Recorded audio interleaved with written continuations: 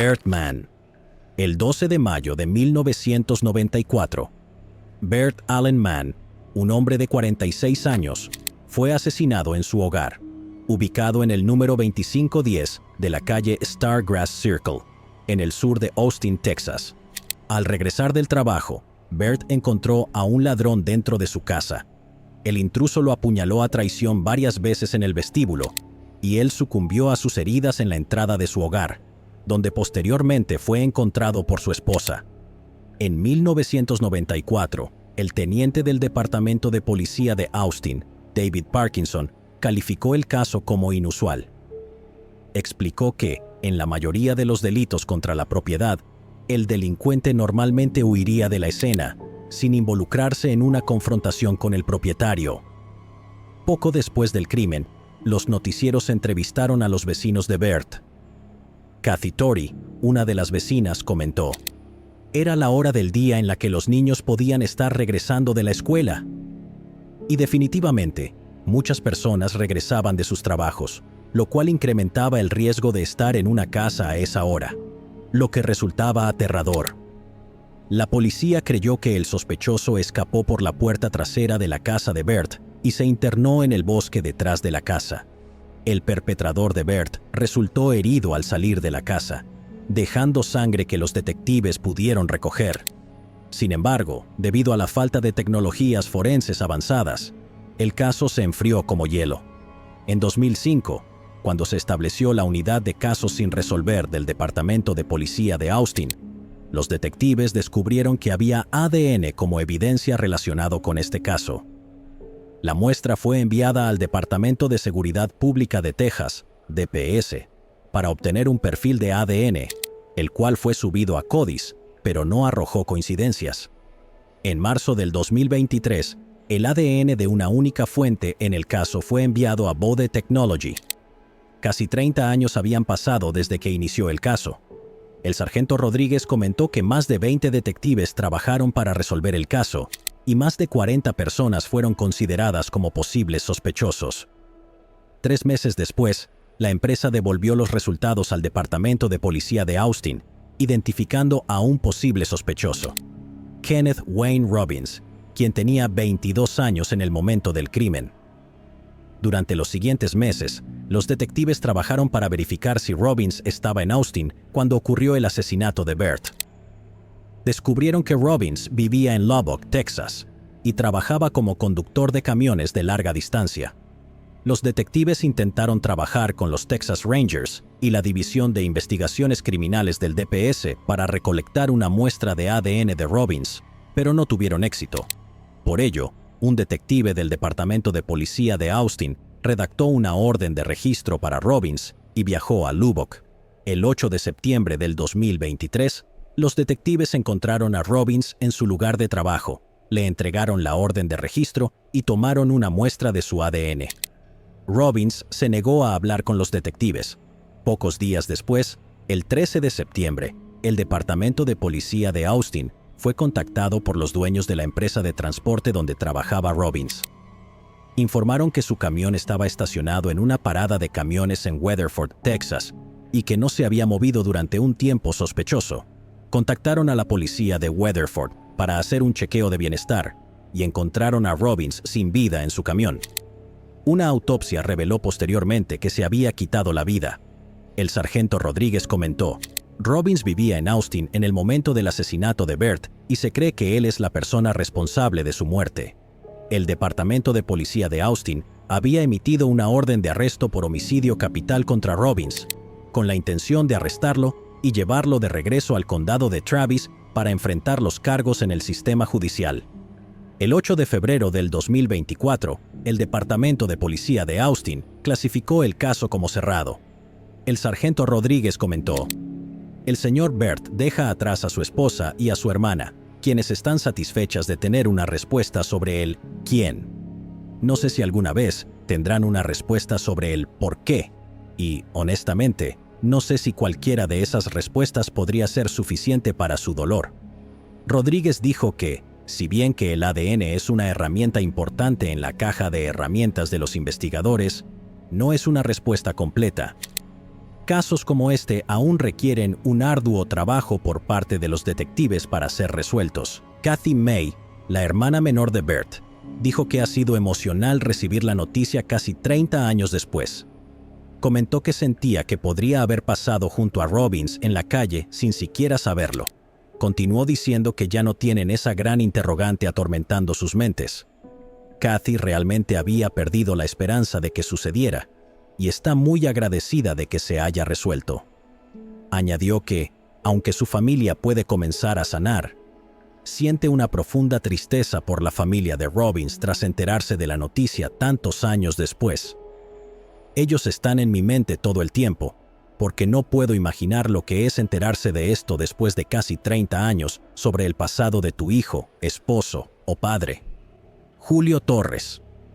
El 24 de marzo del 2012, a las 3:36 de la madrugada, Julio Torres, un hombre de 34 años, fue asesinado a tiros mientras estaba sentado dentro de su vehículo en el estacionamiento del restaurante West Reading, en West Reading, Pensilvania. Aproximadamente 2 meses después, el 9 de mayo, Jermaine Case, quien tenía 22 años en ese momento, fue arrestado en conexión con el tiroteo. Posteriormente, los investigadores determinaron que Case no fue la persona que le disparó a Julio. Sin embargo, estuvo involucrado en el incidente y fue condenado por su participación.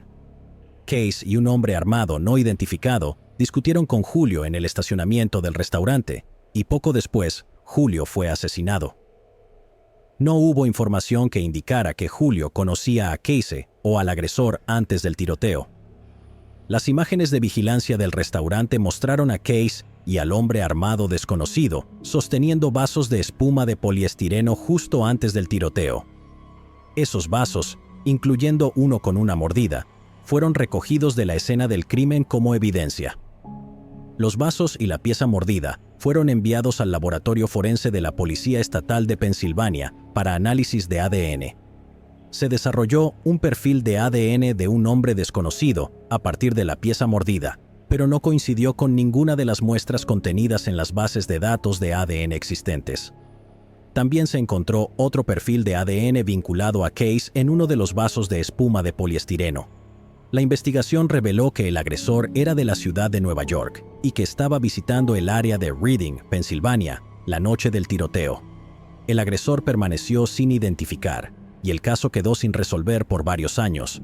En 2023, la investigación fue revisada y reexaminada por la Unidad de Detectives del Condado de Berks y el Departamento de Policía de West Reading, como parte de una iniciativa de casos sin resolver lanzada por la Oficina del Fiscal del Distrito del Condado de Berks.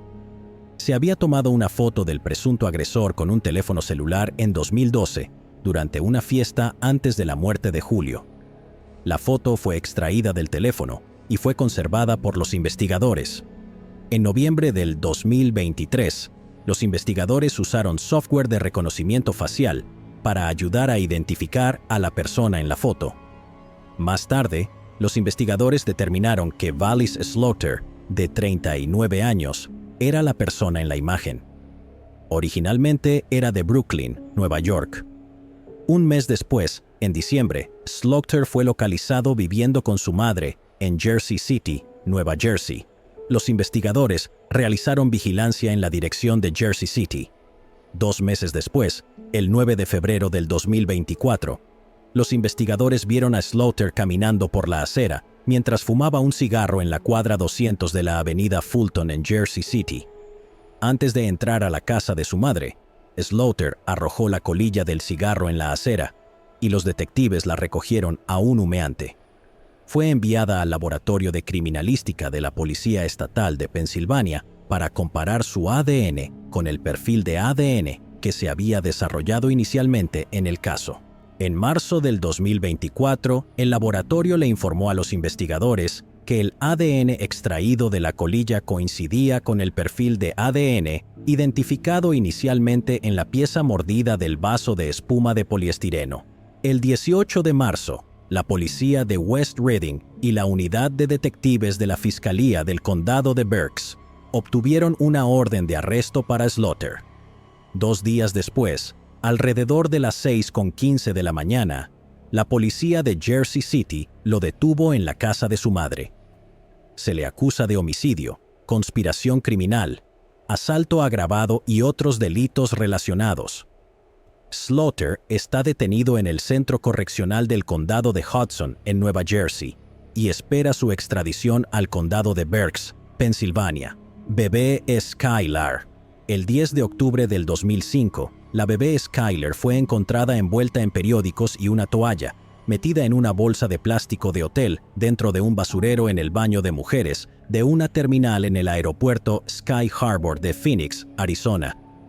Fue encontrada por el personal que acudió para ayudar a un pasajero a buscar una laptop perdida, mientras los trabajadores de mantenimiento revisaban la basura en un baño del nivel de boletería. Descubrieron una bolsa de basura negra con toallas monogramadas de hotel. Los investigadores creen que la bebé Skylar vivió solo 24 horas antes de ser abandonada en el aeropuerto. Aunque había fallecido hacía solo unas pocas horas, el color de su cabello y ojos, estatura, peso y causa de muerte nunca se han hecho públicos.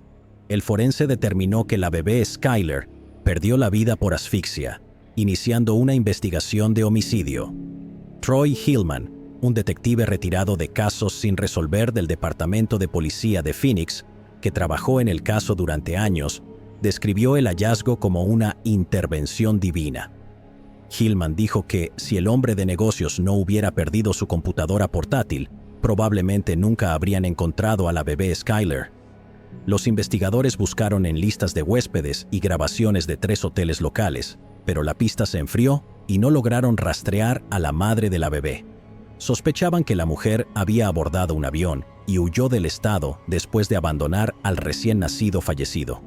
Hillman comentó: "La bebé literalmente fue recibida en el mundo solo para ser asesinada. Fue simplemente horroroso". Durante años, los detectives trabajaron en el caso. En 2017, el equipo de Hillman se unió con Parabon Nanolabs para crear una imagen compuesta de cómo podría lucir la madre, basada en el ADN recolectado de la bebé. En noviembre del 2021, después de 16 años, por fin hubo un avance en el caso. El FBI ayudó a los oficiales a usar genealogía genética para encontrar una coincidencia materna para la víctima, que fue verificada con el ADN recolectado en la escena. Identificaron a alguien en el árbol genealógico. Esa persona dio su consentimiento para una muestra de ADN, lo que llevó la investigación a una mujer de 51 años llamada Annie Anderson. En enero del 2022, la policía ejecutó una orden de cateo e interrogó a Anderson, quien confirmó ser la madre de la bebé. Los documentos judiciales muestran que oficiales de civil le pidieron a Anderson salir de su casa en Arlington, Washington, para revisar su auto. Fue en ese momento cuando la arrestaron, 3 días antes de Navidad del 2023, sin incidentes. Fue encarcelada en Washington y luego extraditada a Arizona, donde ingresó en la cárcel del condado de Maricopa. Hillman expresó su frustración al saber que la bebé podría haber sobrevivido si Anderson la hubiera dejado en un hospital en lugar de abandonarla. El teniente James Hester, del Departamento de Policía de Phoenix, explicó que Anderson estaba visitando la ciudad en octubre del 2005 para un seminario de bienes raíces. Dijo que dio a luz a Skylar en otro lugar antes de abandonarla en el baño del aeropuerto. Anderson está acusada de múltiples delitos, incluidos homicidio y abandono o encubrimiento de un cuerpo fallecido. La policía sabe quién es el padre de la bebé Skylar, aunque no creen que él estuviera involucrado. Anderson enfrenta cargos de homicidio en primer grado. Durante la audiencia de Anderson en abril del 2024, se reveló nueva información. Ella afirmó haber dado a luz en una habitación de hotel, diciendo que la bebé nació sin vida y que el parto fue en una bañera llena de agua. Sin embargo, el informe indica que sus afirmaciones eran inconsistentes con las conclusiones del forense. La fecha del juicio o la sentencia aún está por anunciarse. Skylar está enterrada en el cementerio Paradise Memorial Gardens en Scottsdale, Arizona. Brent Davis. El 25 de octubre de 1991, el residente de Newport, Rhode Island, Brent Davis, fue asesinado a tiros en el proyecto habitacional Brickandwood. Tras la muerte de Brent, los testigos identificaron al sospechoso como un individuo llamado Bobby. Los investigadores crearon un retrato hablado del sospechoso y lograron identificar a 2 de sus familiares que vivían en New Bedford. Los familiares le informaron a los investigadores que Bobby también era conocido como Ronaldo Suriel. Era de la ciudad de Nueva York, pero las autoridades no lograron encontrar al sospechoso y el caso quedó sin resolver. El caso permaneció congelado hasta 2020, cuando la unidad de casos sin resolver de la Fiscalía del Distrito comenzó a revisarlo de nuevo.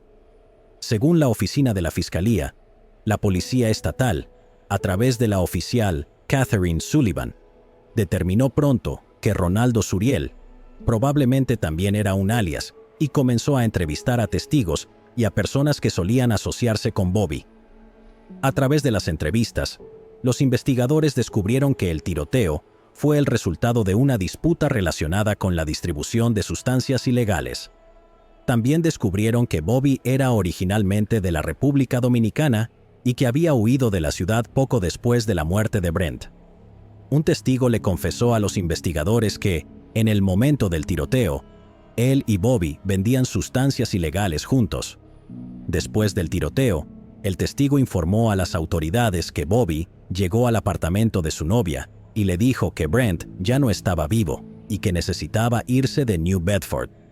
Sullivan pronto localizó y habló con un familiar cercano del sospechoso que anteriormente vivía en New Bedford.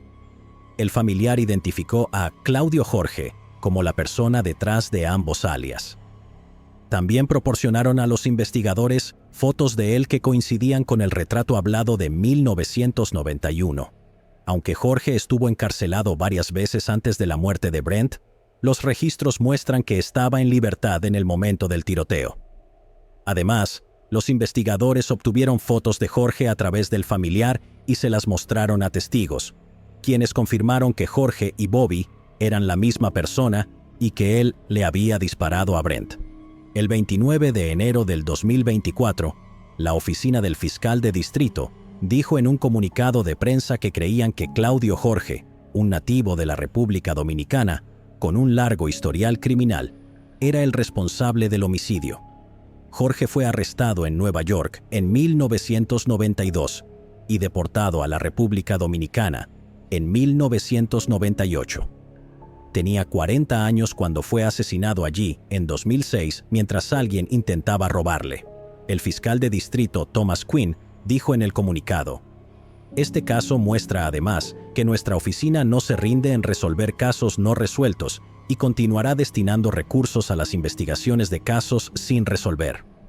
Sean Stevens. El 6 de mayo del 2008, Sean Stevens, del condado de Lorain, Ohio, fue brutalmente atacada. Le dispararon en la espalda, la golpearon y la agredieron. Luego la metieron en el maletero de un auto y la dejaron hasta que perdió la vida detrás de un edificio abandonado. Sean tenía 43 años en ese momento y estaba caminando en la reserva Carlisle, recogiendo hongos como solía hacerlo cuando fue atacada sin previo aviso. Matthew Blass, entonces de 25 años, pasó junto a Sean mientras caminaba cerca del estanque de patos en los parques Metro. Al pasar junto a ella, la saludó y le dijo algo como: "Bonito día, ¿no es así?". Ella se dio la vuelta y él le disparó en la espalda sin previo aviso. Luego la golpeó, intentó robarla y la agredió. Después la colocó en el maletero de su carro creyendo que ya no estaba viva. Pero ella aún estaba consciente y logró llamar la atención de algunos transeúntes que llamaron a la policía. Blass huyó a gran velocidad y luego abandonó a Sean detrás de un negocio cerrado en la carretera Oberlin-Elyria. Blass se declaró culpable en noviembre del 2009 de cargos de secuestro, robo agravado, intento de homicidio y asalto grave, y fue sentenciado a 33 años de prisión. El ataque dejó a la madre de 4 hijos y abuela de 7 paralizada de la cintura para abajo. Pasó la mayor parte de su tiempo en la cama o en una silla de ruedas y sufría dolor constante. El fiscal del condado de Lorain, Jetta Day Tomlinson, dijo: "Me ha atormentado. Cada vez que paso junto al estanque de patos, pienso en el caso". También mencionó que el ataque parecía ser aleatorio. La propia Sean expresó que la sentencia de 33 años para Blass no era suficiente. Ella dijo: Ojalá el juez le hubiera mostrado la misma compasión que él me mostró a mí, que fue ninguna. Sean falleció el 29 de diciembre del 2019 a los 55 años. El forense del condado de Lorain, Dr. Frank Miller, determinó que su fallecimiento fue resultado de complicaciones derivadas del ataque del 2008. Un mes después de su fallecimiento, su esposo, Mark Stevens, expresó que deseaba que Blas cumpliera más tiempo en prisión. Mark falleció en julio del 2020, 7 meses después de la muerte de su esposa. La hija de Sean, Carol Schaffer, de Fairview Park, apoyó el sentir de su madre y dijo: 33 años no son suficientes. Él acababa de salir de la cárcel cuando hizo esto. Es un delincuente de nivel 3. ¿Creen que va a salir y no lo volverá a hacer? Ni siquiera puede decir, lo siento. Carol fue adoptada informalmente por Sean a los 4 años. Ella cuenta que su madre estuvo presente en cada momento importante de su vida, desde su primera pelea en la escuela hasta el nacimiento de su primer hijo. Sean sufrió daños nerviosos a causa del ataque. Estuvo postrada en cama y con dolor por más de una década debido a ello. Blas le robó tiempo en la vida de sus hijos y nietos. Nunca pudo llevar a sus nietos al zoológico o al estanque de patos que tanto le gustaba visitar. Después del fallecimiento de Sean, el fiscal Tomlinson dijo que el caso fue enviado al exfiscal del condado de Lorain, Dennis Will, para su revisión. Sin embargo, nunca fue presentado ante el gran jurado. Tomlinson mencionó: incluso después de mi elección, aunque no estaba al tanto del caso, el asunto de Sean Stevens se estancó nuevamente. Avanzando a finales del 2023, la familia Stevens se comunicó con la oficina del fiscal en busca de una actualización sobre el estado del caso. Tomlinson indicó que los archivos fueron localizados rápidamente y vio que el caso estaba asignado para evaluación y remisión al gran jurado. Tomlinson mencionó que Blas fue acusado formalmente de homicidio en el caso. Tomlinson explicó: la razón por la que podemos presentar este cargo es porque el asistente del fiscal, Peter Gotia, se negó a negociar un acuerdo en el primer caso, y así, cuando Sean falleció, tuvimos el elemento necesario para acusar de homicidio. Una acusación formal presentada el 21 de febrero imputa a Blas, de 41 años, con 4 cargos de homicidio, todos con especificaciones de uso de arma de fuego, como indican los registros judiciales. Actualmente está encarcelado en la institución correccional de Mansfield. No se ha establecido una nueva fecha de juicio para Blas. Si es condenado, enfrenta la posibilidad de cadena perpetua con opción a libertad condicional. Tomlinson expresó: aunque la justicia ha sido demorada en este caso, no será negada, avanzaremos. Los registros judiciales muestran que Blas se declaró inocente durante su lectura de cargos en el caso de homicidio en abril del 2024. Un juez decidirá si el acusado, Matthew Blas, quien actualmente cumple una sentencia de 33 años de prisión por el ataque del 2008, que dejó gravemente herida a Sean Stevens, continuará enfrentando cargos de homicidio, o si esos cargos son prohibidos por la ley bajo la cláusula de doble riesgo. Cheryl Colquitt Thompson, Quinones King y Rodney Cottrell.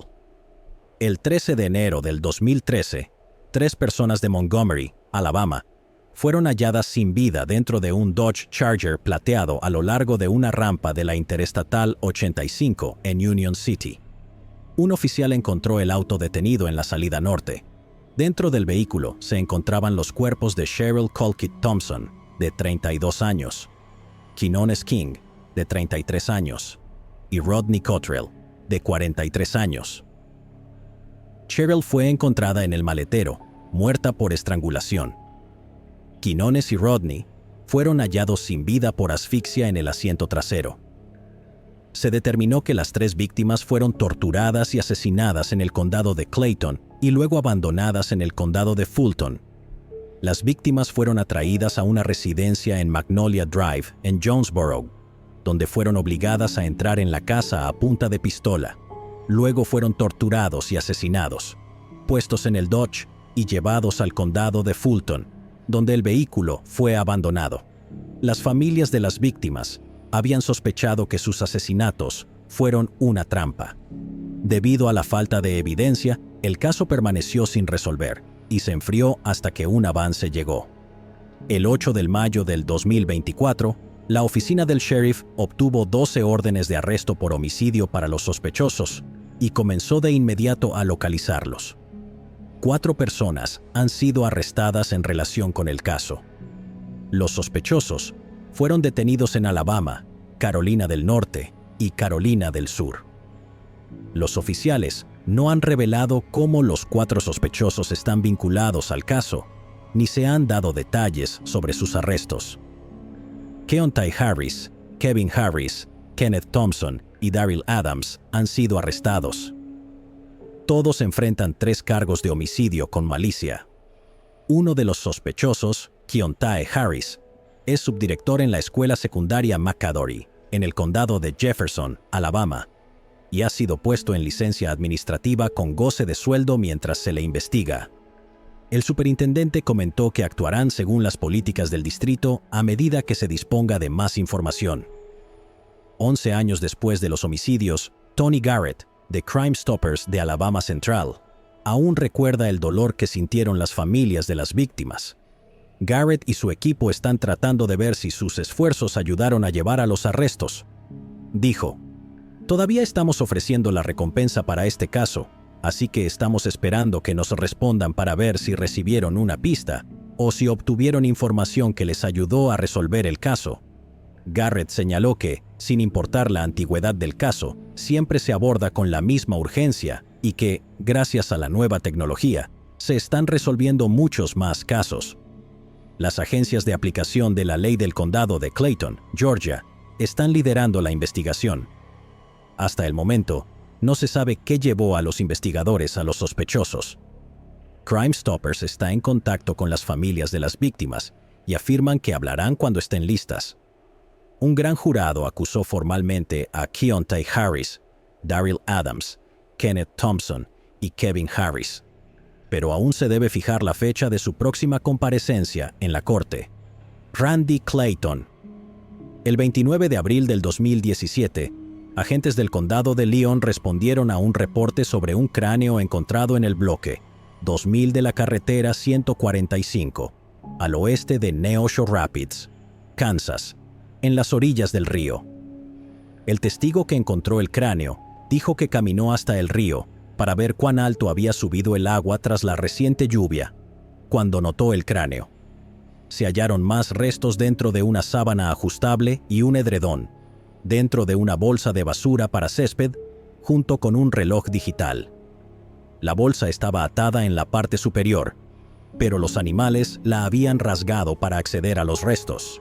Detectives de la oficina del sheriff del condado de Lyon también acudieron al lugar y asumieron la investigación. Tras realizarse la autopsia, se descubrió que el hombre vivía con escoliosis, ya que tenía una curvatura en la columna.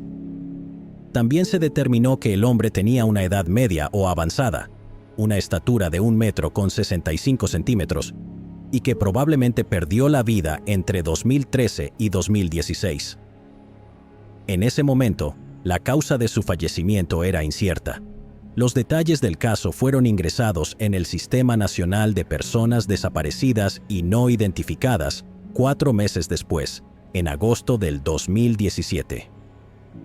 A pesar de los extensos esfuerzos y del envío de evidencia forense al laboratorio del FBI en Quantico, Virginia, para análisis de ADN en 2018, la identidad del fallecido seguía siendo un misterio. A lo largo de los años, el sargento detective Travis Michler, de la oficina del sheriff del condado de Lyon, comentó: "Los detectives trabajaron diligentemente para identificar al John Doe de Neosho Rapids.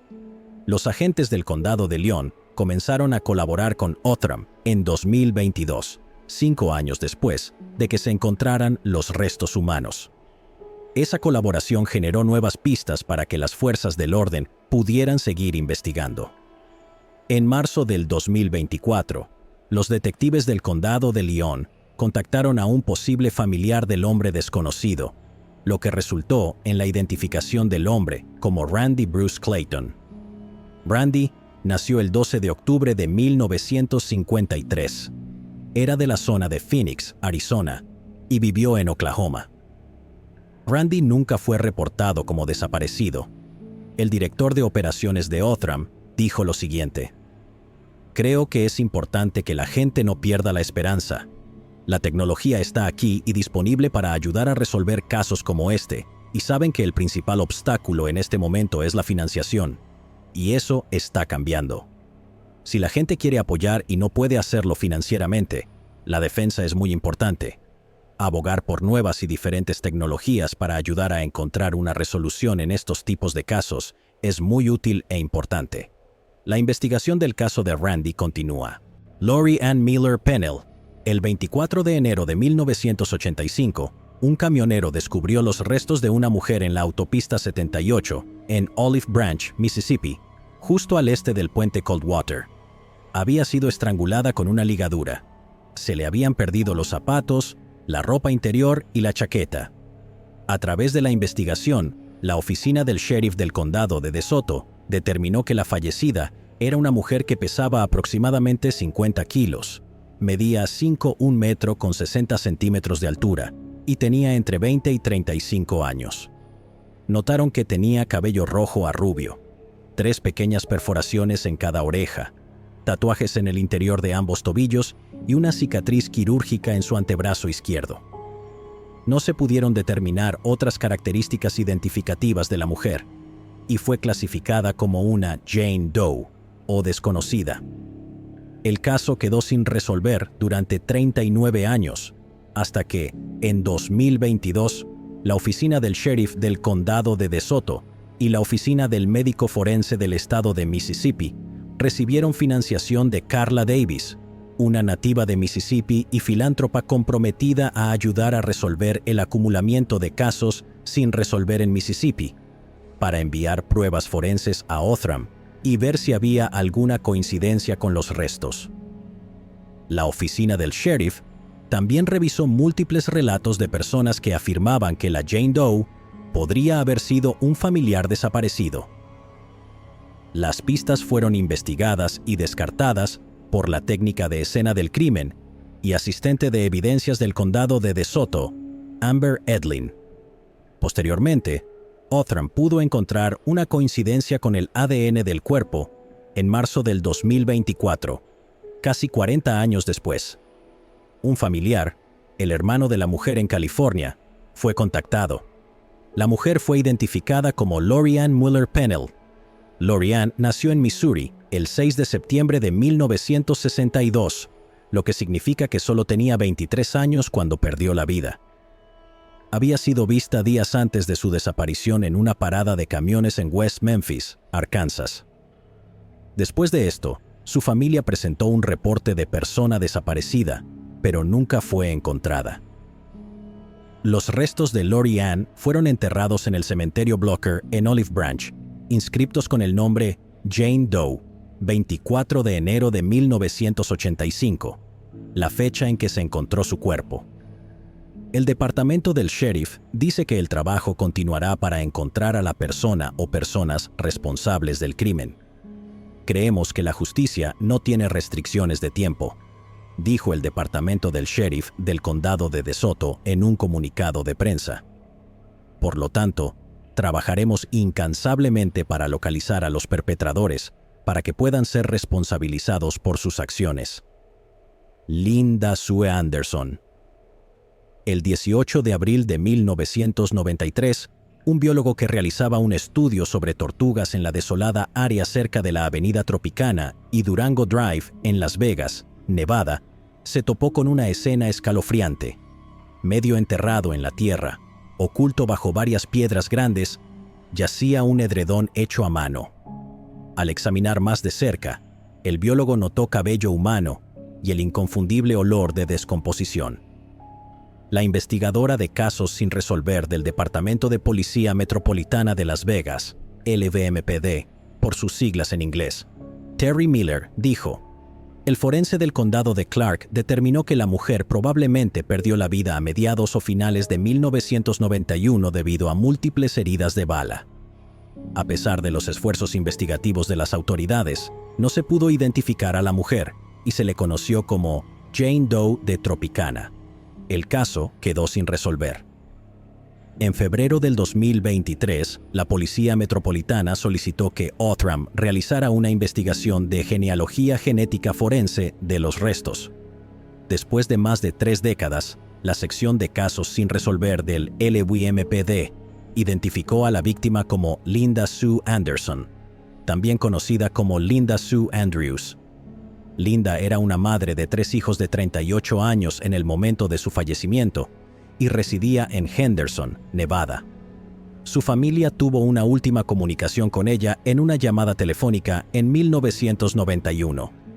Lamentablemente, sus hijos creyeron durante todos estos años que su madre los había abandonado debido a su sufrimiento por un trastorno mental, y por esta razón nunca se reportó su desaparición. Mikkel, una de las hijas de Linda, le dijo a 8 Noticias, ahora, y a los investigadores: todo este tiempo pensamos que nos había dejado y que no nos amaba. Esto es algo muy importante en nuestras vidas. Linda vivía con su esposo en Henderson, Nevada, mientras que sus hijos estaban en el norte de Nevada con su padre. Nos llamábamos todo el tiempo por teléfono. Pero un día de 1991, su padrastro les dijo a ella y a sus hermanos que su madre había decidido irse y comenzar una nueva vida. Él llegó a casa, sus cosas no estaban, dejó una nota diciendo que estaba empezando una nueva vida y que no quería que nadie la buscara. Mikkel nunca vio la nota, comentó. Una copia de los registros de divorcio presentados en 1992 muestra que su padrastro creía que vio a Linda por última vez en octubre de 1991. Mikkel dijo que le informaron que su madre llevaba una doble vida y que estaba teniendo un romance. Todos estaban simplemente impactados. Estaban como, no entiendo por qué dejaría a sus hijos. Linda no haría eso. Y luego simplemente dijimos, bueno, lo hizo, nos dejó. Mikkel dijo que esperaba que algún día su madre la contactara. Nunca imaginó recibir esa llamada de la Policía Metropolitana para hacernos saber que había sido asesinada, y nos preguntamos si sufrió, qué estaba pensando y quién le hizo esto. Queremos respuestas. La esperanza ahora es que la identificación de Linda conduzca a más información sobre quién le quitó la vida. Cualquier persona que tenga información sobre Linda Sue Anderson o los eventos que llevaron a su fallecimiento debe comunicarse con el LWMPD al 702-828-3521. Alternativamente, se pueden enviar pistas anónimas a Crime Stoppers al 702-385-55. Peggy Joyce Shelton. El 19 de julio de 1972, un adolescente local que pasaba por el área cerca del bosque estatal Withlacoochee, en el condado de Hernando, Florida, encontró los restos del cuerpo de una mujer. Fue en el área de la carretera High Corner y el Boulevard Cortez en Brooksville. La víctima fue encontrada envuelta en un edredón con un patrón distintivo, posiblemente descrito como un estampado de damasco con piñas. El edredón tenía 3 esquinas cuadradas y una esquina redondeada. Tras la investigación, las autoridades concluyeron que la mujer había sido estrangulada 3 a 4 días antes de su hallazgo. Medía aproximadamente 1,5 metros, tenía entre 30 y 40 años y pesaba alrededor de 50 y 65 kilos. Tenía el cabello castaño corto y solo 6 dientes superiores y 6 inferiores. En ese momento, los investigadores creían que la mujer había viajado al condado de Hernando desde el norte de Florida o Alabama. Los detalles del caso se ingresaron en el Sistema Nacional de Personas Desaparecidas y No Identificadas, NAMUS. Su caso se enfrió y se convirtió en el más antiguo sin resolver en el condado de Hernando. En 2015, los restos fueron exhumados para realizar pruebas adicionales y hacer una reconstrucción. Las pruebas isotópicas indicaron que había vivido en los Estados Unidos durante al menos 5 a 10 años y había pasado varios años en Florida. Los investigadores la apodaron Edna debido a sus rasgos faciales en la reconstrucción. Los detectives publicaron la reconstrucción facial hecha de arcilla con la esperanza de obtener pistas. Luego, en 2022, la oficina del sheriff del condado de Hernando contactó a Othram para solicitar ayuda. El 11 de octubre del 2022, Michael Vaughan de Outram contactó al detective George Lloydgren del HCSO con un posible nombre. Lloydgren pudo recolectar una muestra de referencia de un posible miembro de la familia de la mujer y la envió a Outram. En 2024, después de 52 años, los restos fueron identificados como Peggy Joyce Shelton, nacida en Kentucky el 30 de marzo de 1943. Peggy pudo haber sido vista con vida unos días antes junto a otras 2 personas, cerca de un Ford Falcon blanco de 1961 o 1962. El grupo fue visto en el área, saliendo del vehículo y adentrándose en el bosque, para luego regresar sin uno de los miembros. La oficina del sheriff del condado de Hernando confirmó que Peggy tenía conexiones con el condado de Hopkins, Texas, antes de perder la vida. El caso sigue siendo investigado por el detective Lloydgren, en un esfuerzo por identificar a la persona o personas responsables de la muerte de Peggy. Si tiene alguna información sobre este caso, comuníquese con el detective George Lloydgren al 35-2754-6830. Lawrence Larry Rougier. El 21 de junio del 2000, en Winter Park, Florida, un ciudadano vio a unos gatos jugando con algo. Cuando fue a ver qué era, encontró un cráneo humano en una comunidad de apartamentos del condado de Orange. La oficina del sheriff del condado de Orange respondió a la escena y al investigar el área, se encontraron más restos óseos, así como ropa, parcialmente enterrados en un lote baldío cercano. También se encontró una pistola de pequeño calibre cerca de los restos. Tras realizarse la autopsia, los antropólogos forenses determinaron que los restos pertenecían a un hombre blanco de entre 40 y 60 años. Los restos del hombre habían estado enterrados aproximadamente de 7 a 8 años antes de ser descubiertos. Determinaron que perdió la vida después de haber sufrido una herida de bala en la cabeza, ya que había un agujero en su cráneo. Debido a la falta de información sobre la víctima, el caso quedó sin resolver. La oficina del sheriff envió pruebas forenses a los laboratorios de Outram en agosto del 2022, 22 años después de que se descubrieran los restos del hombre desconocido. Extrajeron ADN de los restos y en enero del 2024, Outram lo identificó como Paul Lawrence Larry Rougier Jr. Nació el 29 de octubre de 1951 y tenía aproximadamente 40 años en el momento de su muerte. Larry creció en el área de Winter Park con sus hermanos y se graduó de la escuela secundaria Colonial Park de Orlando. La oficina del sheriff del condado de Orange insta a cualquier persona con información que pueda ayudar a resolver el caso de Larry Rougier a que se comunique con el detective Lowen al 47-25-4-7-0-00. Margaret Carol Wininger. El 12 de diciembre de 1994, se encontraron los restos esqueléticos de una mujer cerca de la carretera Tom Hicken en el municipio de Sugarloaf, condado de Luzerne, Pensilvania, durante un proyecto de recuperación minera. Un trabajador estatal la encontró y observó que su esqueleto estaba esparcido entre la parte superior e inferior de un banco de carbón. La dejaron a la intemperie sin evidencia de entierro. Se encontró un fragmento de metal extranjero en la mandíbula inferior. Las autoridades respondieron a la escena y se determinó que los restos eran de una mujer que medía aproximadamente entre 1,54 m y 1,62 m de estatura. Se estimó que tenía entre 34 y 47 años en el momento de su muerte y que había fallecido entre 6 meses y 2 años antes de ser encontrada. A pesar de los esfuerzos extensivos, incluidas comparaciones y pistas, la identidad de la mujer seguía siendo un misterio debido a la condición de los restos, lo que imposibilitó determinar la causa y la manera de su fallecimiento.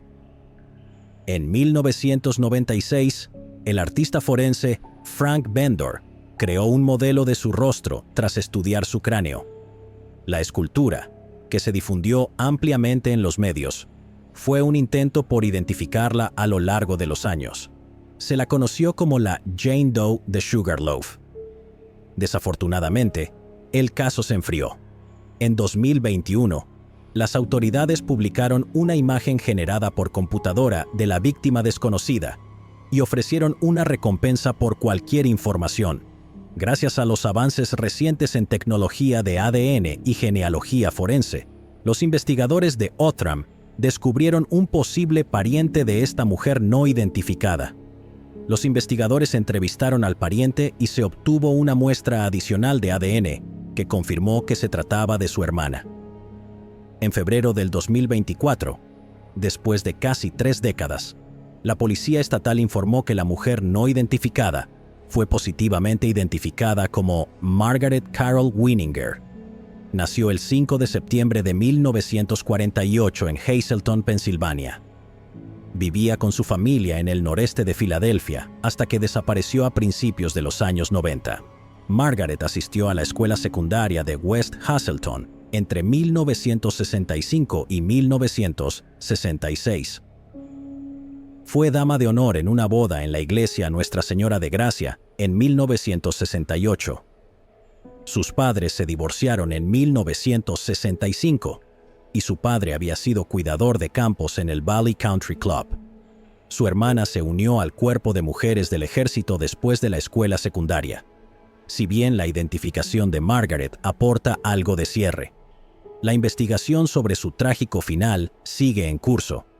La Policía Estatal insta a cualquiera que haya tenido contacto con ella en el área del condado de Luzerne durante ese tiempo a que se presente con cualquier información. En un comunicado, el oficial de la Policía Estatal, Brian Knoll, dijo: "Aunque tiene 30 años, esta investigación nunca fue dejada de lado, y con los avances en la tecnología, los oficiales persistieron en la investigación. Como ocurre con cualquier caso sin resolver, los miembros de la Policía Estatal de Pensilvania nunca se rendirán y siempre se esforzarán por llevar a cabo una investigación exhaustiva, sirviendo a la gente de este estado al más alto nivel". El oficial Brian Knoll, de la Unidad de Evaluación de Investigación Criminal de la Policía Estatal de Pensilvania, puede ser contactado en el 570-220-8475. Charles Allen Ray. El 24 de mayo de 1985, se encontraron los restos de un hombre no identificado en un terreno baldío cerca de Gibsonton, Florida. La oficina del sheriff del condado de Hillsborough respondió a la escena. Se determinó que el hombre había perdido la vida debido a una herida de bala autoinfligida. Tenía entre 40 y 60 años en el momento de su muerte, y probablemente medía entre 1,67 m y 1,78 m. Los investigadores también encontraron varias prendas de ropa y otros objetos personales en la escena. Se desarrolló un retrato compuesto forense y se difundió al público con la esperanza de generar pistas sobre la identidad del hombre. Los detalles del caso se ingresaron en el Sistema Nacional de Personas Desaparecidas y No Identificadas, NAMUS, bajo el código UP207. A pesar de los mejores esfuerzos de los investigadores, no se pudo identificar al hombre y el caso se enfrió. En el año 2023, la oficina del sheriff del condado de Hillsborough se asoció con Outram para determinar si las pruebas de ADN avanzadas podrían ayudar a identificar al hombre. La investigación los llevó a posibles parientes del hombre no identificado, cuya desaparición a mediados de la década de 1980 no había dejado ningún rastro digital en los últimos 40 años. Los detectives viajaron a Knoxville, Tennessee, en enero del 2024, donde se reunieron con un miembro de la familia del hombre y compararon su ADN con el de los restos de 1985. El hombre fue identificado en 2024 como el señor Charles Allen Ray, nacido en 1936. Era un veterano honorable de la Marina de los Estados Unidos. El jefe adjunto Joe Motter, de la oficina del sheriff del condado de Hillsborough, dijo: "Pudimos establecer un vínculo con el señor Ray y su familia, lo que nos permitió darle cierre a su familia". Patty Lisa Logercio Rust. El 20 de diciembre de 1987, un transeúnte que paseaba a su perro encontró los restos de una mujer cerca de la intersección de la avenida 130 y la calle 72 Norte, en Royal Palm Beach, Florida. El informe de la autopsia mostró que tenía entre 20 y 30 años y tenía cabello castaño con mechones grises. Había estado allí por un largo periodo de tiempo y se sospechaba de acción criminal. No se encontraron ropa ni joyas junto a los restos. Podría haber sufrido de artritis severa o una lesión en la espalda y tenía una fractura en la clavícula derecha. Poco después de que se encontraran sus restos, las autoridades publicaron un boceto forense de cómo podría haber lucido la víctima, pero no obtuvieron pistas y el caso se enfrió. En 2023, gracias a una subvención del Departamento de Cumplimiento de la Ley de Florida, la Oficina del Sheriff del Condado de Palm Beach, PBSO, por sus siglas en inglés, envió evidencia forense a Outram para identificar a la mujer. En febrero del 2024, 36 años después, Outram la identificó como Patty Lisa Logersio Rust, de Lauderdale by the Sea, en el condado de Broward, Florida. Nació en 1960, hija de Elizabeth B. English y Anthony Logersio, y tenía dos hermanos, Stephan y Anthony. Se casó con Kenneth Allen Rust el 11 de noviembre de 1984 y desapareció en 1986. Connor Ward, residente de Palm Beach, comentó: «Me alegra que hayan encontrado a esa persona. Creo que es increíble cómo la tecnología ha avanzado tanto que ahora pueden identificar a una persona solo por el reconocimiento facial o estructuras de ADN, o cosas así». Stuart Kaplan, exagente del FBI que ahora trabaja como abogado defensor en Palm Beach, dijo: «Lo primero que se hace ahora es que tienes un nombre, tienes a una persona. Lo primero que haría es, obviamente, contactar a la familia». Kaplan indicó que los detectives probablemente intentarán entrevistar a cualquiera que estuviera cerca de Patty, como su esposo o exesposo, sus hermanos, un novio o exnovio, su mejor amiga y sus antiguos compañeros de trabajo. La PBSO está pidiendo a cualquier persona con información sobre Patty que contacte al detective John Cockburn. Edward Anthony Necci. En octubre del 2003, dos pescadores descubrieron el cuerpo de un hombre en una zona de drenaje en una propiedad de carga en Ben Salem, Pensilvania. No llevaba ninguna identificación y su descripción no coincidía con ningún informe de personas desaparecidas en el área. Se realizó una autopsia y se determinó que no había trauma en el cuerpo y que la causa fue ahogamiento. No se pudo determinar la manera de la muerte, dijo la policía. Tenía entre 30 y 40 años.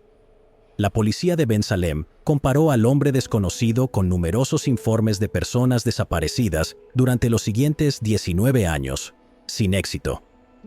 Fue enterrado bajo una placa, con un nombre provisional en el cementerio de Doylestown, mientras continuaban los intentos por identificarlo. Un exdetective de la policía del municipio de Ben Salem e investigador de casos sin resolver, McMullen, de 54 años, se obsesionó con encontrar una forma moderna de resolver casos pendientes. En el año 2022 fundó la iniciativa de Casos sin Resolver, una organización sin fines de lucro que ayuda a financiar este tipo de investigaciones, las cuales pueden ser costosas. En diciembre del 2022, la policía de Ben Salem obtuvo muestras de cabello de la oficina del forense del condado de Bucks, recogidas durante la autopsia. Las muestras fueron enviadas a un laboratorio privado que obtuvo un perfil de ADN. La financiación fue recibida de la iniciativa de Casos sin Resolver. En octubre del 2023, la búsqueda y la investigación subsecuente llevaron a los investigadores a hablar con un hombre que dijo que su hijo había desaparecido alrededor de la época en que se encontró el cuerpo. Proporcionó una muestra de ADN y coincidió. El cuerpo fue identificado como el de Edward Anthony Ness. «Este es nuestro primer caso resuelto», dijo McMullen. «Estamos muy emocionados». El padre de Edward, de 75 años, un mecánico de diésel retirado, dijo que se siente confundido, un poco aturdido por todo. «Esperé 20 años por noticias sobre mi hijo», comentó. Él y su exesposa iban a las estaciones de policía para presentar informes de personas desaparecidas y para averiguar si los oficiales habían encontrado alguna pista. Esto fue antes de los días de los celulares, cuando tal vez podías encontrar a alguien. Dijo también que el lugar donde se encontró a su hijo no estaba lejos de su casa. Me resultaba extremadamente difícil creer que alguien pudiera desaparecer a menos de 1 kilómetro de tu casa y que tomara 2 décadas para averiguarlo. No sé qué decir. He sentido alivio, pero también tristeza. Pero ahora tengo un cierre. Fue enterrado de manera adecuada. Su madre y yo hemos ido al cementerio y cambiamos esa placa de nombre desconocido a su nombre. Ahora estamos en el proceso de poner una lápida. Edward, quien tenía 31 años cuando se descubrió su cuerpo, trabajaba como operador de montacargas en una empresa de transporte en Delano. Era realmente feliz, ganando muy buen dinero. Las cosas iban bien para él, dijo. La policía de Bensalem dijo: "Nos gustaría reconocer el esfuerzo diligente de los detectives del Departamento de Policía del municipio de Bensalem y la asociación con la iniciativa de casos sin resolver. Sin su ayuda, la familia de Edward Anthony Ness aún estaría preguntándose qué le sucedió a su ser querido. Aunque el hombre ha sido identificado, las autoridades no han dicho si han determinado la causa de la muerte o si hubo alguna acción criminal involucrada." December H2. El 17 de noviembre del 2017, December H2, de 15 años, estaba trabajando en una lavandería en Kansas City, Kansas, cuando fue fatalmente disparado. Un compañero de trabajo encontró a December sin vida dentro de la lavandería Maple Hill, ubicada en la cuadra 2400 de la calle South 34, a la mañana siguiente. December era estudiante de segundo año en la escuela secundaria Harmon. La familia de December emigró a los Estados Unidos desde Myanmar cuando él tenía solo 6 años. Huyeron para evitar la violencia en su país de origen. Familiares y amigos recuerdan a December como un estudiante brillante y talentoso, cantante, hijo, hermano y atleta. Hablaba con fluidez inglés, su segundo idioma, y aspiraba a convertirse algún día en luchador de artes marciales mixtas. Era miembro del equipo de lucha libre de la escuela secundaria J.C. Harmon, donde su estilo audaz le ganó una reputación en su primer año. El equipo acababa de completar su primera semana de prácticas cuando falleció. No hubo testigos del tiroteo. Las pruebas recolectadas durante la investigación incluían casquillos de bala y las imágenes granuladas de las cámaras de vigilancia. Los detectives estaban frustrados por el caso. El sistema de cámaras de seguridad dentro de la lavandería esa noche no estaba funcionando. Las cámaras de seguridad al otro lado de la calle tampoco estaban configuradas para grabar. El único sistema de cámaras que funcionaba estaba demasiado lejos y apuntaba en la dirección equivocada, lo que no fue de mucha ayuda. Las pistas resultaron difíciles de obtener y el caso rápidamente se enfrió. En mayo del 2024, se asignó a una nueva detective de casos sin resolver al caso. La detective Lily Suk comenzó a realizar más entrevistas y revisó los pocos videos que quedaban de la noche del tiroteo. En junio del 2024, hubo un avance. La detective Suk pudo conectar un vehículo captado en imágenes exteriores de la escena con Luis Samano, lo que lo ubicó en el lugar del crimen. Samano es un hombre de 24 años que tenía entre 16 o 17 años en el momento del tiroteo. Los registros en línea del Departamento de Correcciones de Kansas muestran que ha estado detenido en la instalación estatal desde 2019 por 2 condenas por incendio provocado en el condado de Johnson. Samano tenía un historial criminal extenso en el condado de Johnson, tanto antes como después del asesinato de December. Fue acusado de una serie de robos que involucraban lavadoras y secadoras en complejos de apartamentos en 2014 y nuevamente en 2015. Samano fue sentenciado a 9 años y 5 meses en prisión estatal en marzo del 2019 por los cargos de robo. No está claro si Samano fue acusado de algún delito en el condado de Wyandotte como menor. En 2021, la policía recuperó un arma durante un arresto relacionado con sustancias ilegales en Lenexa. Un detective asignado al caso entrevistó al dueño del arma, quien dijo que Samano la había robado. En 2012, un análisis forense realizado por el laboratorio del KBI confirmó que el arma era la misma utilizada en el tiroteo, pero la policía no tenía pruebas en ese momento que situaran a Samano en la escena del crimen. El 11 de julio del 2024, Samano fue acusado de asesinato y tentativa de robo agravado por la oficina del fiscal del condado de Wyandotte en relación con el asesinato de December. Se encontraba detenido en una instalación estatal de salud mental tras una condena en un caso separado. La detective Suk dijo que creen que no hubo realmente un motivo para el tiroteo. Piensan que fue solo un robo que salió mal. Un comunicado familiar dice: December es amado y profundamente extrañado por su familia, amigos y comunidad. Siempre sonreía, tenía una energía positiva y siempre participaba en su comunidad, incluyendo el campamento juvenil de su iglesia y el estudio bíblico. Queremos agradecer a la comunidad y al departamento de policía por revisar el caso. Entendemos que es bastante difícil resolver casos. En nuestra cultura, nunca habíamos experimentado algo así porque nuestra comunidad era relativamente nueva en los Estados Unidos. Pensamos que es maravilloso y estamos agradecidos por el trabajo de los detectives, Pamela y John Sumter. El 15 de julio de 1990, oficiales del Departamento de Policía del Condado de DeKalb, DKPD, por sus siglas en inglés, respondieron a un informe de apuñalamiento en un complejo de apartamentos en Tree Hills Parkway, en Stone Mountain, Georgia. Al llegar, los oficiales del DKPD encontraron a Pamela Sumter, de 43 años, en el apartamento de un vecino. Había sido agredida y apuñalada. Su hermano, John Sumter, de 46 años, también había sido apuñalado. John fue encontrado muerto en el apartamento que compartían los hermanos. Pamela fue trasladada a un hospital cercano, donde se recolectó un kit de agresión. El kit contenía ADN masculino perteneciente a su agresor. Mientras estaba hospitalizada, Pamela fue entrevistada por los oficiales del DKPD y les proporcionó una descripción detallada del hombre que la atacó y le quitó la vida a su hermano. Ella les dijo a los investigadores que el hombre era un nuevo conocido de su hermano y que era de Detroit, Michigan. Pamela sucumbió a sus heridas 21 días después, el 5 de agosto de 1990. Lamentablemente, el caso se enfrió debido a la falta de pistas viables.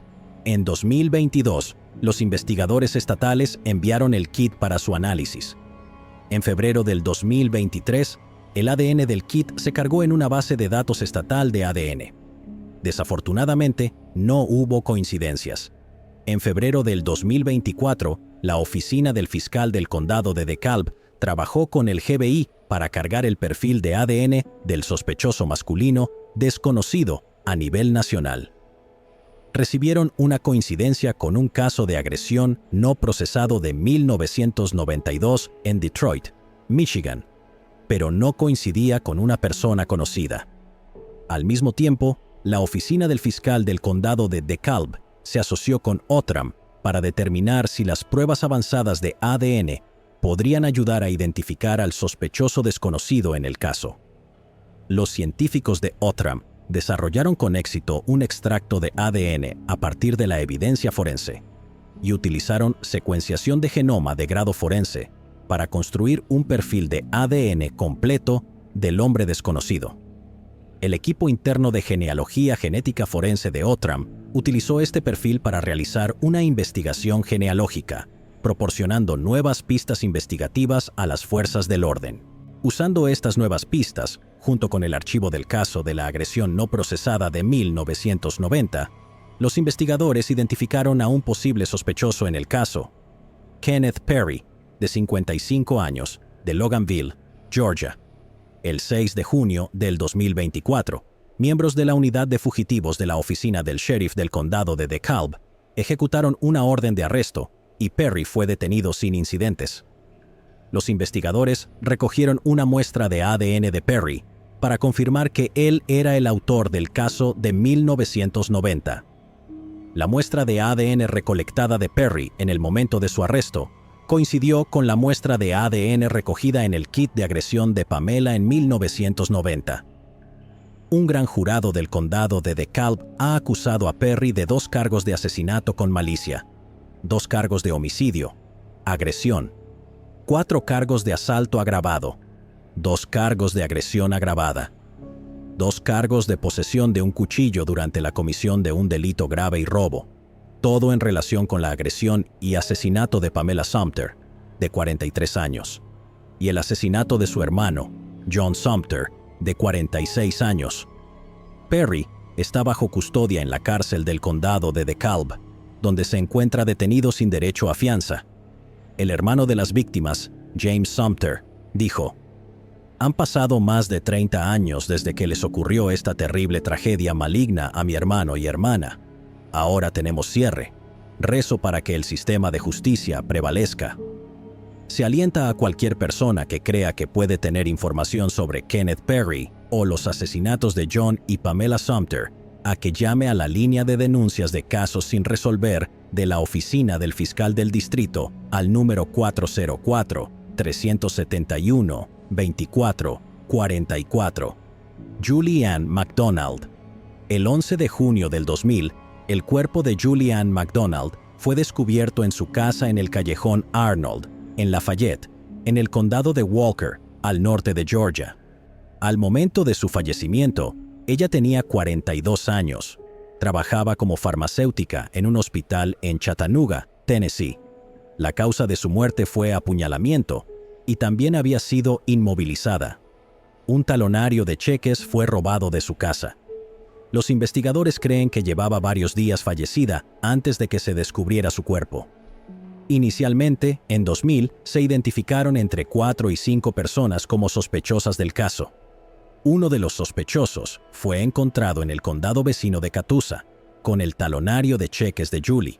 Sin embargo, no había suficientes pruebas para realizar arrestos en ese momento, y el caso se enfrió. 5 años más tarde, entre 2015 y 2016, el caso fue reinvestigado, pero lamentablemente, las pruebas no lograron identificar al responsable y continuó como un caso sin resolver. En 2022, el caso fue revisado nuevamente. El agente especial a cargo del Buró de Investigación de Georgia, Joe Montgomery, dijo que las pruebas de laboratorio vincularon la evidencia con Clarence D. George. El agente Montgomery se negó a discutir cuál podría haber sido el motivo de George para quitarle la vida a Julie.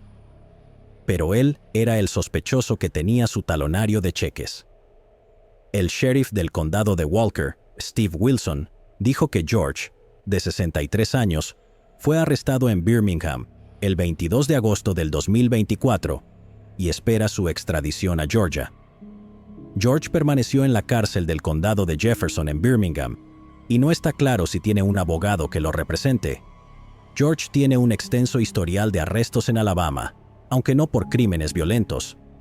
Los investigadores creen que Julie y George se conocían antes de que él le quitara la vida. El sheriff Wilson dijo: «No los categorizaría como amigos porque no creo que los amigos se quiten la vida, pero eran conocidos». La Oficina de Investigación de Georgia y la Oficina del Sheriff del Condado de Walker anunciaron que han acusado a George de asesinato y agresión agravada en el caso.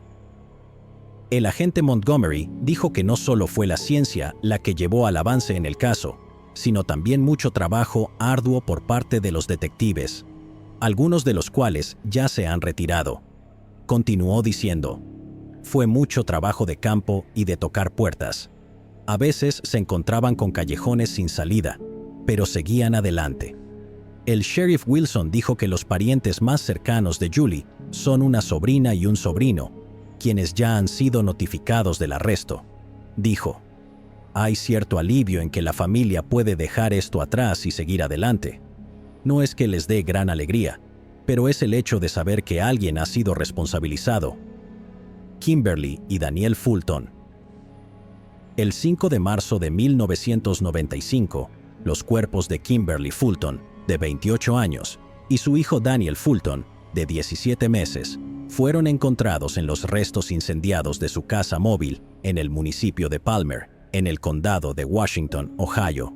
Una autopsia reveló más tarde que Kimberly y Daniel habían fallecido antes de que se iniciara el incendio. Los investigadores asumieron que el fuego fue provocado para encubrir el crimen. Inicialmente, el caso tuvo un arresto en 1998, 3 años después, pero debido a la falta de pruebas, el sospechoso fue liberado después de unas 3 semanas. El caso se enfrió. En octubre del 2021 surgió un avance, más de 25 años después, cuando Scott A. Hickman, de 49 años, fue acusado y procesado por asesinato y asesinato agravado. Él fue la misma persona arrestada en 1998.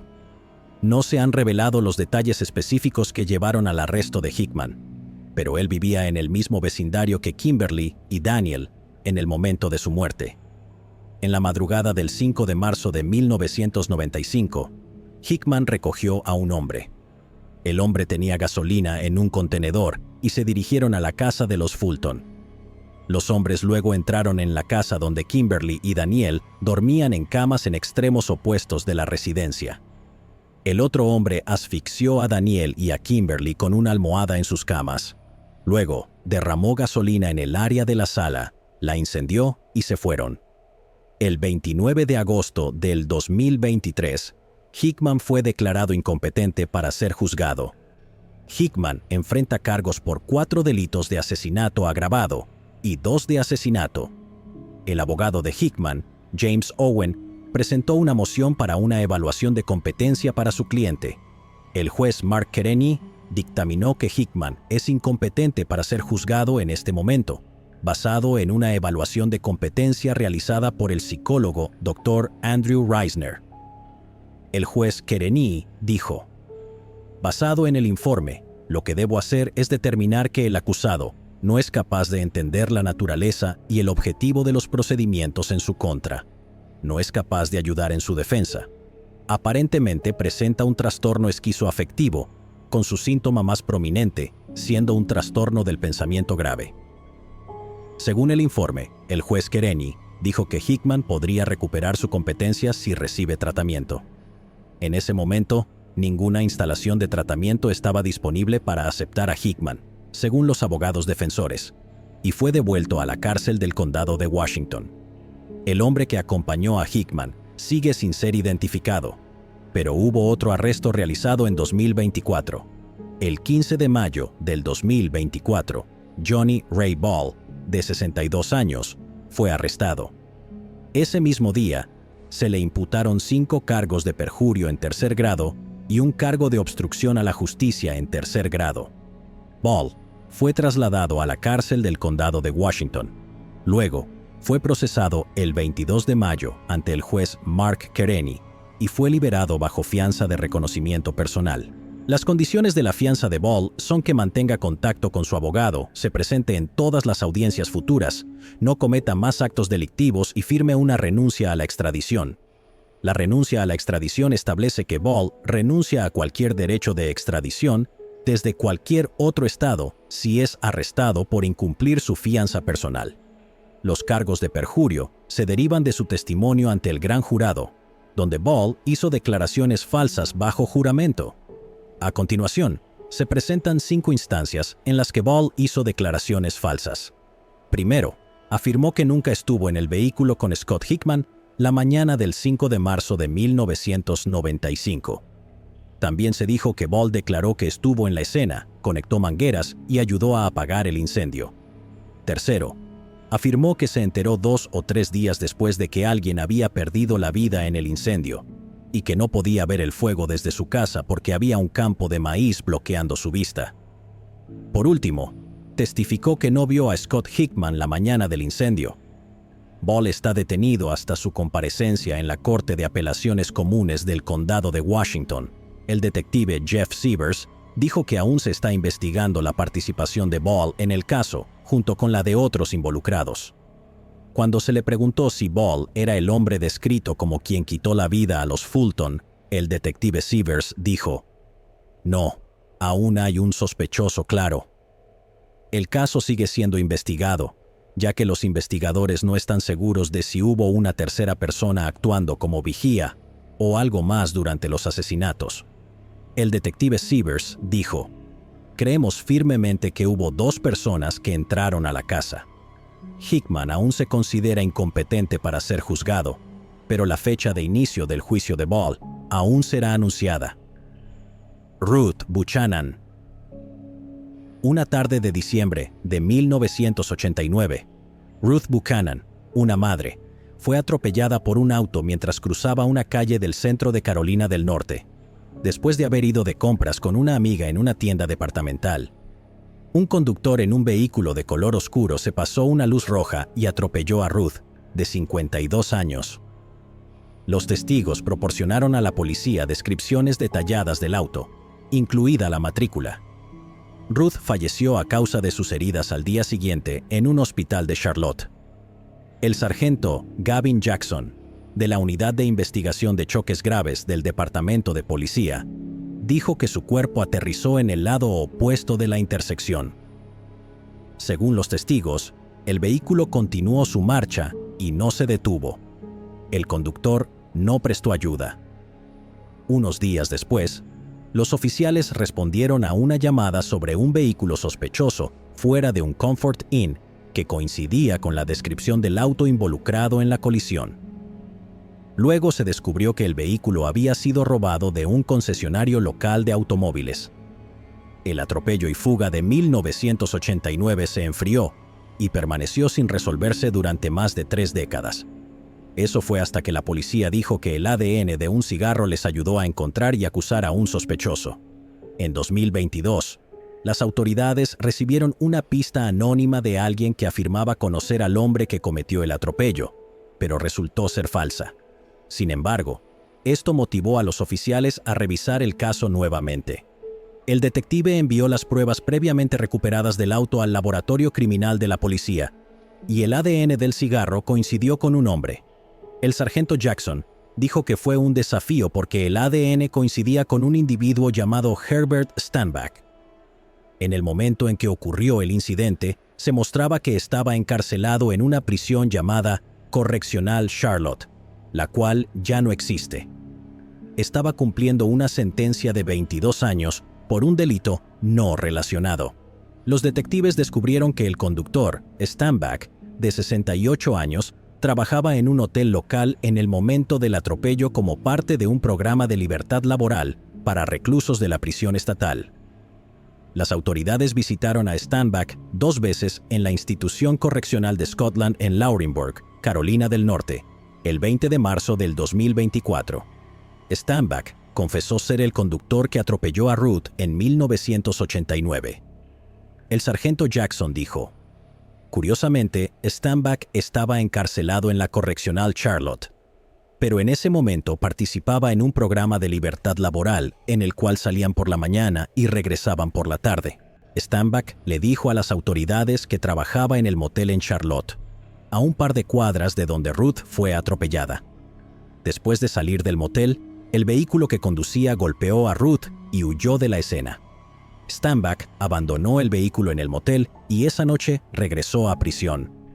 Los registros judiciales del estado de Carolina del Norte muestran que Stanback fue acusado el 17 de julio de un delito grave de atropello y fuga en relación con la muerte de Ruth. El sargento Jackson dijo que luego notificó al hijo de Ruth sobre el arresto. Él mencionó: pude hablar con el hijo de Ruth y brindarles ese tipo de cierre a la familia. Ciertamente no era una llamada que estaban esperando. Robert Hecht.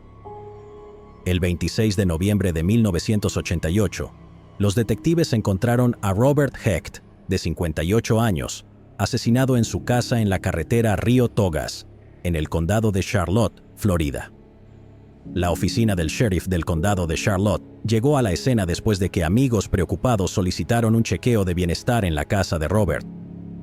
Los detectives descubrieron que había sido golpeado varias veces en la cabeza con un pesado cenicero de vidrio mientras estaba recostado en el sofá de la sala. Según la oficina del sheriff del condado de Charlotte, el auto nuevo de Robert no estaba en el garaje. Se asumió que fue robado. Robert había comprado su Lincoln aproximadamente un mes antes de perder la vida. Durante la investigación, los detectives descubrieron que Robert había conocido a un hombre llamado Ray la noche antes de perder la vida. Los dos fueron vistos por última vez en el bar de Ostras Fisherman's Village, antes de que Robert le dijera a un amigo que se dirigían a otro bar y luego a su casa. Las personas que conocieron a Ray recordaron su acento sureño. Él dijo que era de Tennessee y Kentucky, y mencionó que estaba separado de su esposa y que en ese momento tenía una hija de 14 años. Los investigadores no pudieron identificar completamente a Ray en ese momento. El 28 de noviembre, el auto fue visto estacionado en la calle principal de Lenoir, Carolina del Norte. Fue incautado por el Departamento de Policía de Lenoir. Los detectives registraron la casa y el auto de Robert y encontraron una colilla de cigarro tanto en la casa como en el auto. Los amigos de Robert le dijeron a los investigadores que él permitía que las personas fumaran en su casa, pero no en su auto. Concluyeron que el cigarro en la casa cayó del cenicero durante el ataque y creyeron que el que estaba en el carro pertenecía al perpetrador. Desafortunadamente, no pudieron encontrar una coincidencia y el caso se enfrió. En septiembre del 2021, los detectives de casos sin resolver revisaron el caso nuevamente e interrogaron a todos los que pudieron. Gracias a los avances en la tecnología del ADN, enviaron las colillas de cigarro de la casa y del auto a laboratorios para ser examinadas nuevamente. Se determinó que el ADN de ambas colillas pertenecía a la misma persona. Como no había coincidencias en CODIS, el detective envió los resultados para un análisis genealógico. A partir de eso, encontraron una coincidencia familiar en Tennessee. A través de un proceso de eliminación, entrevistas y comparaciones directas con los miembros de la familia, se identificó que el origen del ADN de las colillas pertenecía a Kenneth Ray Miller.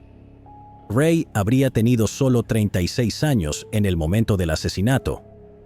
Los investigadores mostraron a los testigos que conocieron a Ray fotografías de él, y ellos lo identificaron como la persona que estaba con Robert la noche del 26 de noviembre.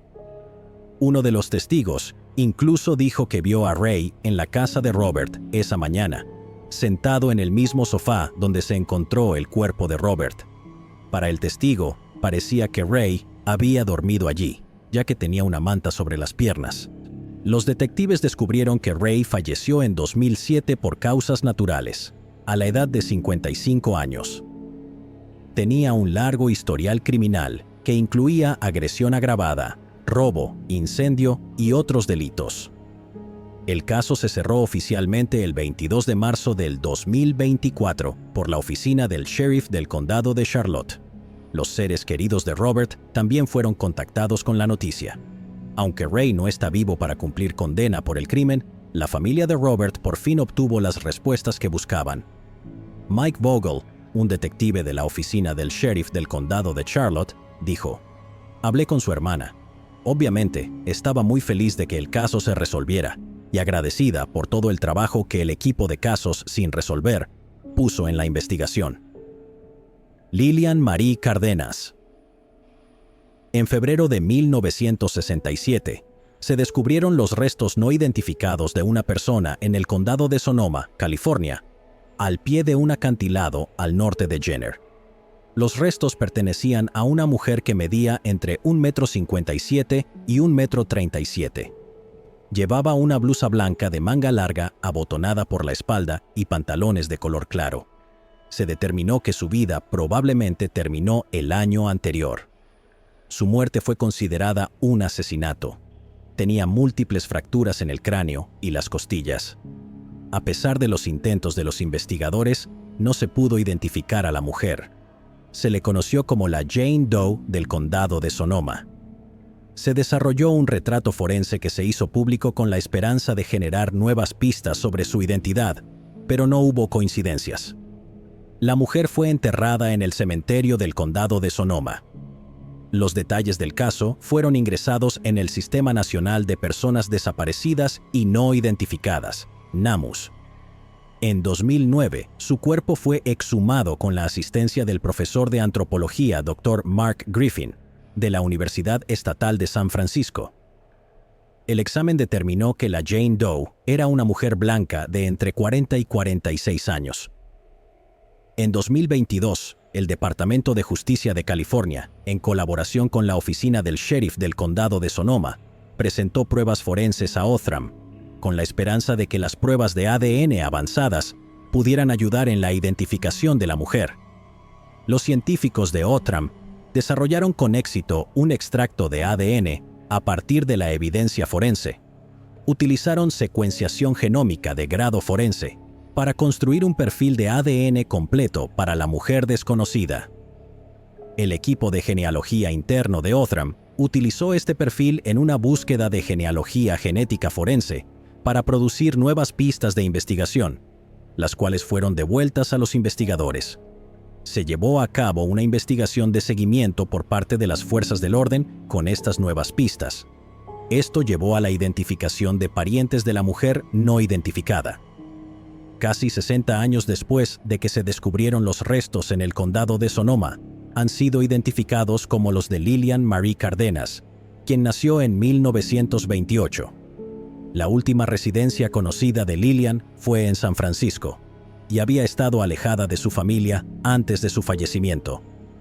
La investigación sobre su deceso continúa. Los investigadores piden a cualquier persona con información sobre Lillian Marie Cárdenas que llame al 775-65-2727. Temístocle Fernández Casas. En mayo del 2001, se descubrieron los restos esqueléticos parciales de un individuo no identificado en Terranova y Labrador, Canadá. La Real Policía de Nueva Escocia respondió a la escena.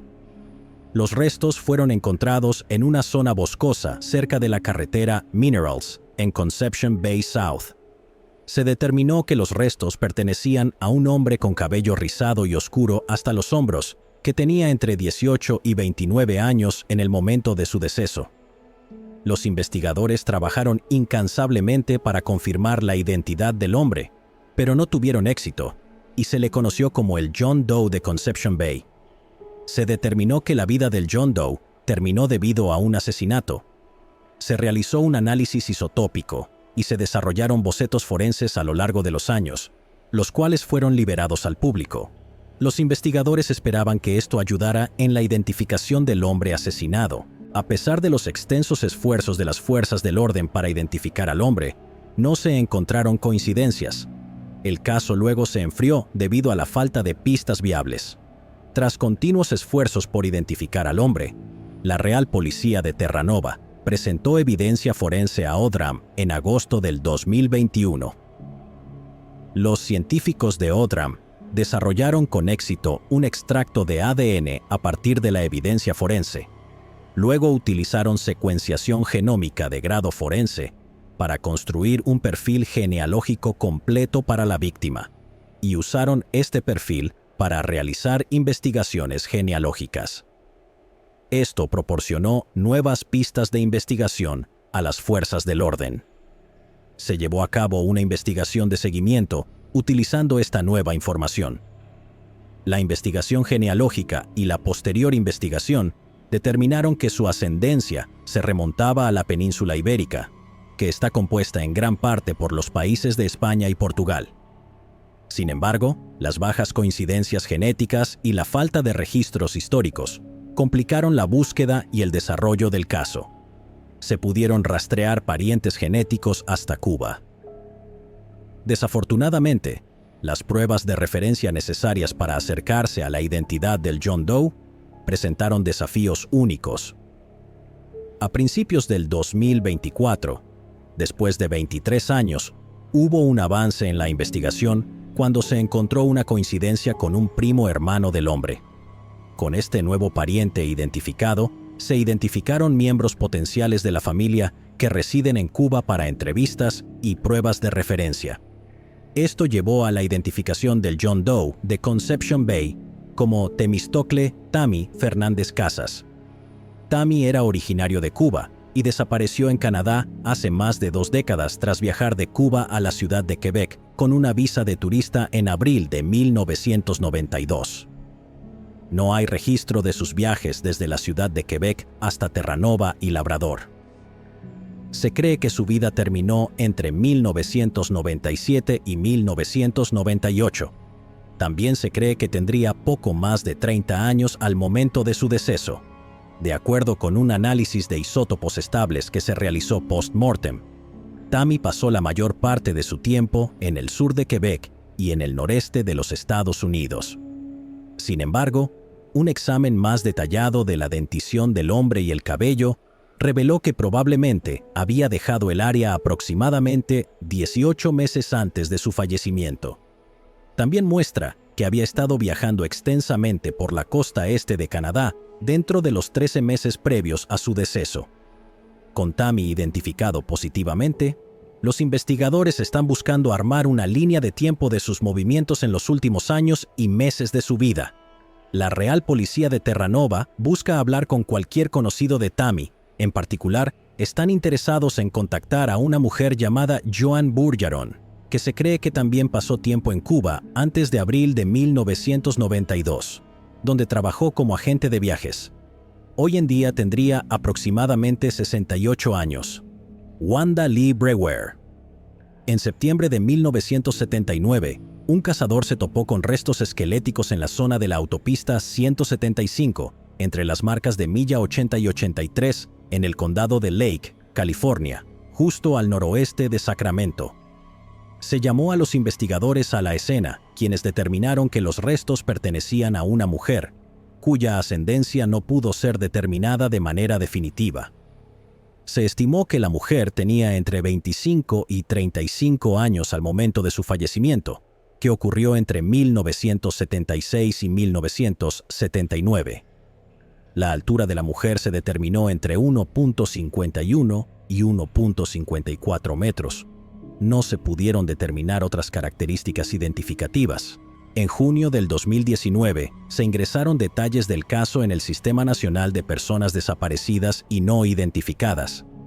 Con características identificativas limitadas, la identidad de la mujer permaneció desconocida durante casi 5 décadas, a pesar de los esfuerzos de las fuerzas del orden.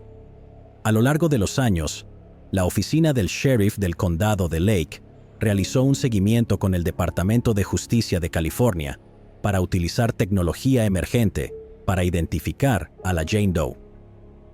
En 2023, el Departamento de Justicia de California, en colaboración con la oficina del sheriff del condado de Lake, presentó evidencia forense a Othram con la esperanza de que las pruebas avanzadas de ADN y la genealogía genética forense pudieran ayudar a generar nuevas pistas para identificar a la mujer. Los científicos de Othram desarrollaron con éxito un extracto de ADN a partir de la evidencia forense. Utilizaron secuenciación genómica de grado forense para construir un perfil de ADN completo para la mujer desconocida. Una vez que el perfil fue construido con éxito, el equipo de genealogía genética forense interno de Othram produjo nuevas pistas de investigación que fueron proporcionadas a la oficina del sheriff del condado de Lake.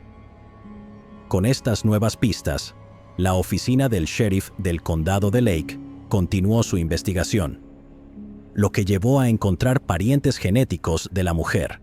Se tomó una muestra de referencia de un posible pariente y se comparó con el perfil de ADN de la mujer.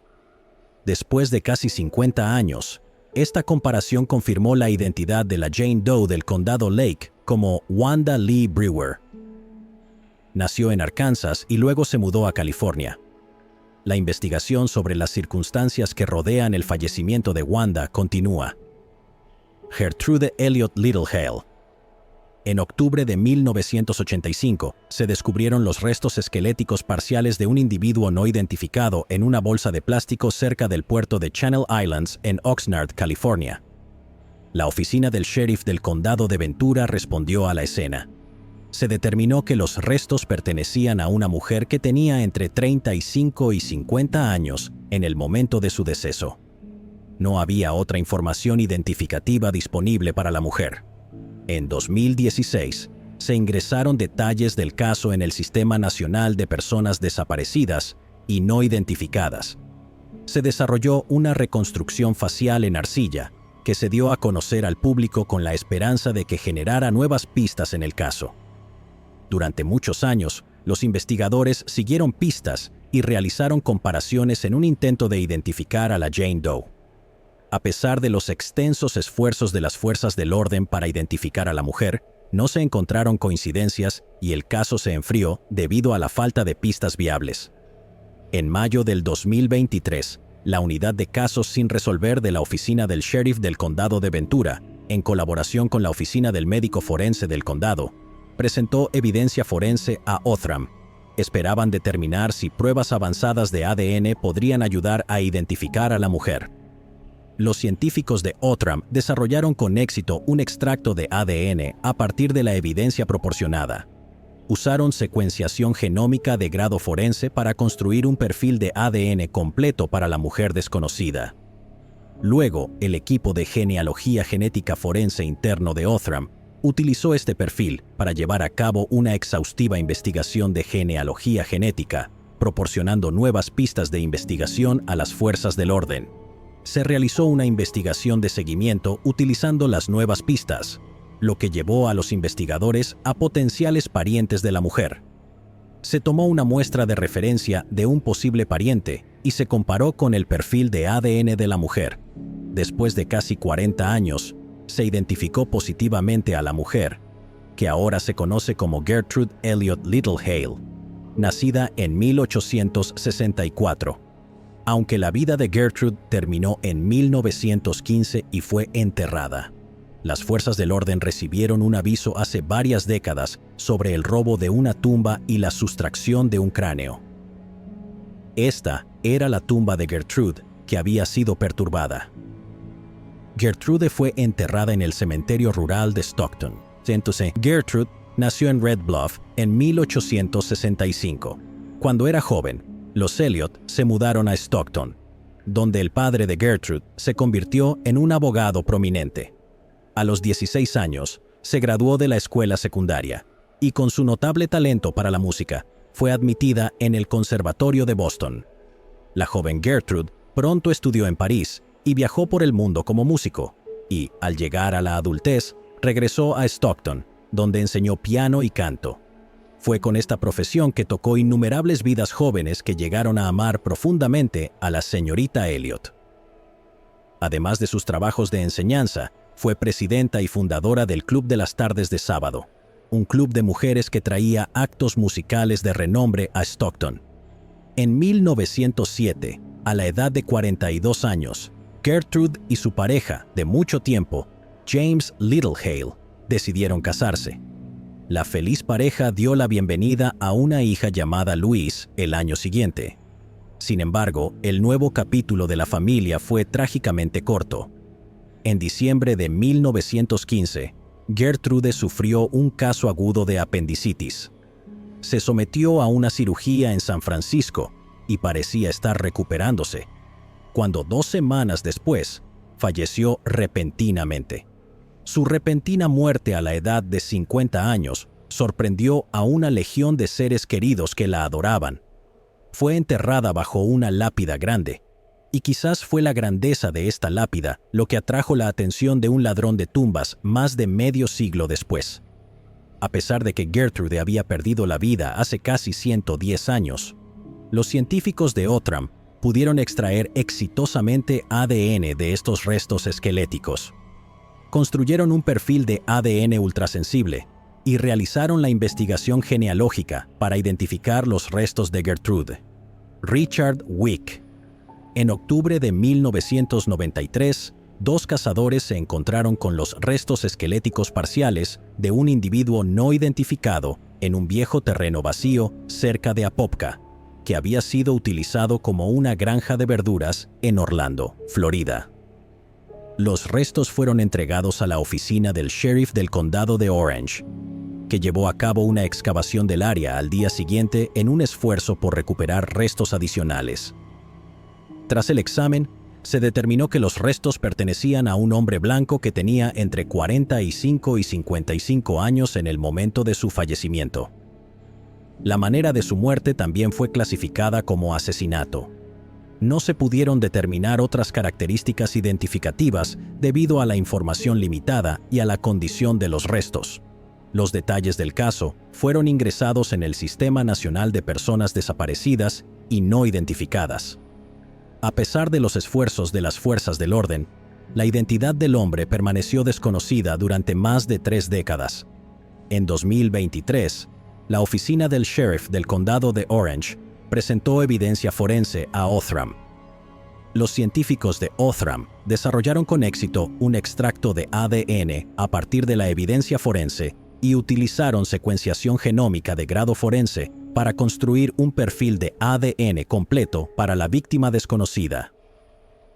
Una vez que se construyó con éxito el perfil, el equipo de genealogía genética forense interno de Othram produjo nuevas pistas de investigación que fueron proporcionadas a la oficina del sheriff del condado de Orange.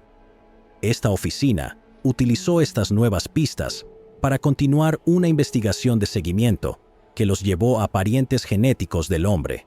Se tomó una muestra de referencia de un posible pariente y se comparó con el perfil de ADN del hombre. Esta comparación confirmó la identidad del John Doe del condado de Orange como Richard Wick, de 48 años. Wick se mudó a Florida desde Nueva York y fue reportado como desaparecido por su familia, con quien mantenía contacto regularmente, después de que dejó de comunicarse con ellos durante un periodo prolongado.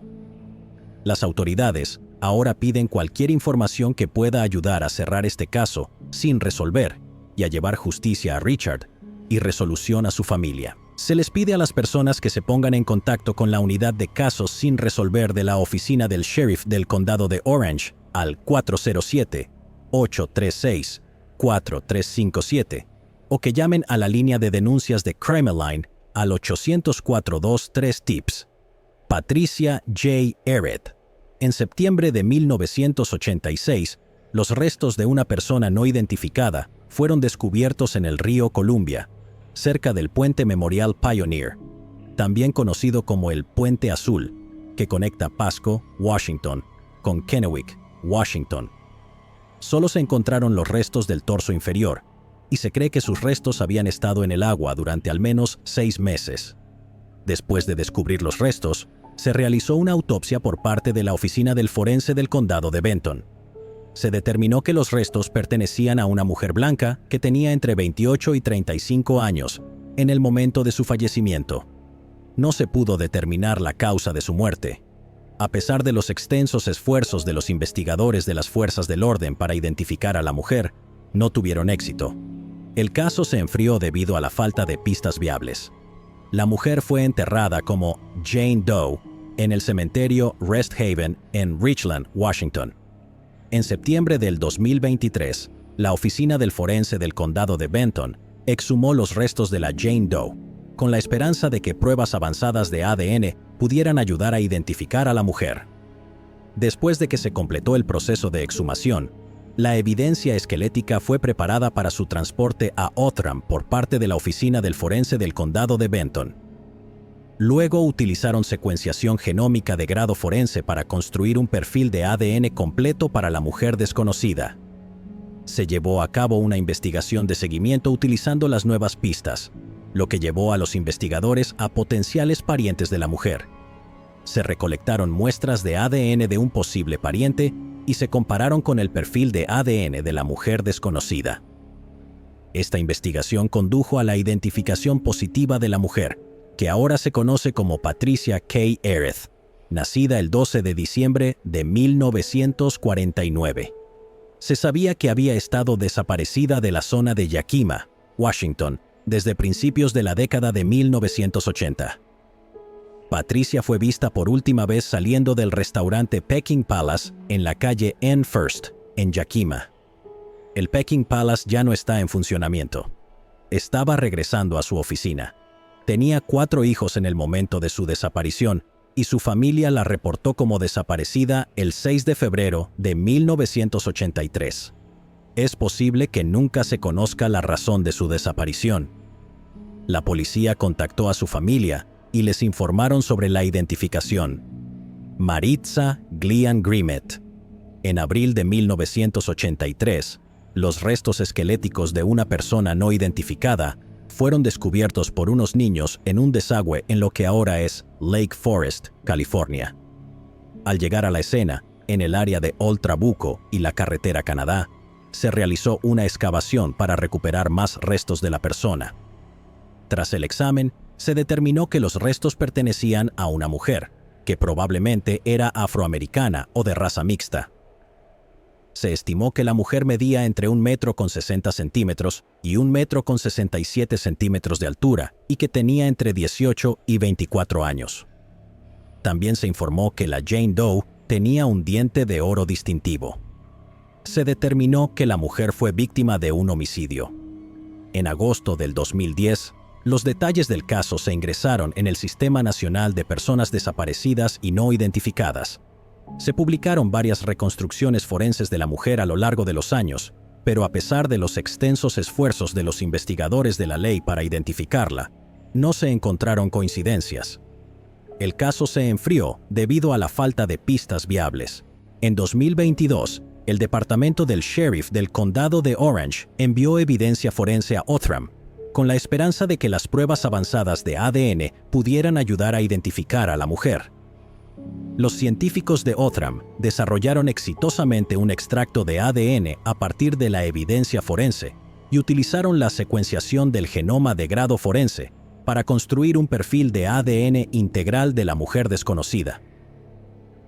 Una vez completado el proceso, el perfil de ADN fue enviado al equipo de genealogía genética forense del FBI, que realizó el trabajo necesario para generar nuevas pistas investigativas en el caso. Utilizando estas nuevas pistas, los investigadores contactaron a un pariente genético lejano de la víctima, quien sugirió que se publicaran las imágenes forenses de la Jane Doe en un grupo de Facebook dedicado a Jane Does y mujeres desaparecidas de los años 70 y 80. Aproximadamente un mes después de la publicación, una mujer contactó a los investigadores y dijo que creía que la Jane Doe de Lake Forest podría ser su madre desaparecida. La Jane Doe de Lake Forest ahora es conocida como Maritza Glenn Grimet, una nativa de Panamá que se casó con un infante de marina estadounidense en el verano de 1978 y dio a luz a una hija. A finales de ese año, la familia se trasladó a los Estados Unidos, residiendo en Columbus, Ohio, y Millington, Tennessee, entre finales de 1978 y mediados de 1979. En julio de 1979, la pareja estaba pasando por un proceso de divorcio. Maritza le dijo a su hermana que se dirigiría a California, pero su familia nunca volvió a tener noticias de ella. Tenía 20 años en el momento de su desaparición. Los investigadores están activamente investigando el homicidio de Maritza. Cualquier persona con información sobre este caso debe contactar al investigador Bob Taft. Holly Rose Levins García. En diciembre del 2003, los restos de un individuo no identificado fueron descubiertos en un área boscosa frecuentada por cazadores en Christmas, Florida. Trabajadores del área hicieron el descubrimiento mientras trabajaban en la carretera Taylor Creek de la pequeña comunidad, ubicada justo al este de Orlando. La oficina del sheriff del condado de Orange llegó a la escena y determinó que los restos pertenecían a una mujer blanca que se estimaba media 1,60 m de altura y tenía entre 24 y 29 años. Tenía el cabello castaño y usaba 2 pendientes con piedras transparentes, un anillo dorado y 2 brazaletes. Una investigación liderada por la oficina del sheriff del condado de Orange determinó que la causa de su muerte fue homicidio. Fue conocida como la Jane Doe de Christmas. Los detalles del caso se ingresaron en el Sistema Nacional de Personas Desaparecidas y No Identificadas. A lo largo de los años, varias mujeres fueron descartadas como la posible Jane Doe de Christmas. A pesar de los extensos esfuerzos de los investigadores para identificar a la mujer, no se encontraron coincidencias, y el caso se enfrió debido a la falta de pistas viables. En marzo del 2022, la oficina del sheriff del condado de Orange envió evidencia forense a Othram. Los científicos de Othram lograron desarrollar con éxito un extracto de ADN a partir de la evidencia forense. Utilizaron la secuenciación genómica de grado forense para construir un perfil de ADN completo de la mujer desconocida. Después de completar con éxito el proceso, el perfil de ADN fue entregado al equipo de genealogía genética forense del FBI. Ellos realizaron el trabajo necesario para generar nuevas pistas investigativas en el caso. Se llevó a cabo una investigación de seguimiento utilizando las nuevas pistas, lo que llevó a los investigadores a posibles familiares de la mujer. Como resultado de esta investigación, ahora se sabe que la mujer es Holly Rose Levines García, de 26 años. Nunca fue reportada como desaparecida. En el momento de su desaparición, Holly estaba casada con Miguel Ángel García Riva.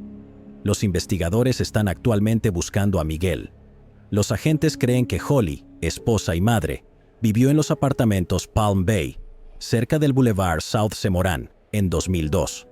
También creen que vivió en los apartamentos Hollowbrook, cerca de la carretera Curry Ford, en 2003. La oficina del sheriff del condado de Orange ahora solicita la ayuda del público para resolver el caso de Holly. Si conocías a Holly o tienes información sobre su vida o las circunstancias que rodean su muerte, por favor contacta a la oficina del sheriff del condado de Orange, Derek Michael Mason.